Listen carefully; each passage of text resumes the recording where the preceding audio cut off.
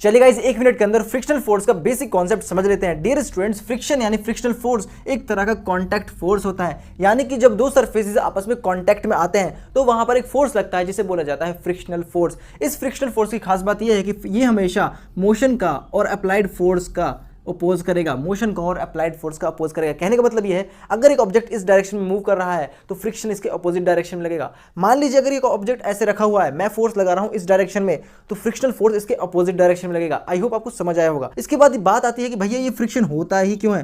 Friction होता है irregularities की वजह से। जो दो सरफेसेस आपस में कांटेक्ट में आए थे उनके बीच में होती हैं कुछ इरेगुलरिटीज। इन इरेगुलरिटीज की वजह से वहां पर हो जाती है इंटरलॉकिंग। इस इंटरलॉकिंग की वजह से वहां पर फ्रिक्शन फोर्स का जन्म होता है। फ्रिक्शन फोर्स के बारे में एक बात यह आती है कि जितना ज्यादा इंटरलॉकिंग होगा उतना ही ज्यादा फ्रिक्शन होगा डियर स्टूडेंट्स। और एक छोटी सी बात आपको यह भी याद रखनी है कि फ्रिक्शन फोर्स चार तरह का होता है: static friction, sliding friction, rolling friction and fluid friction.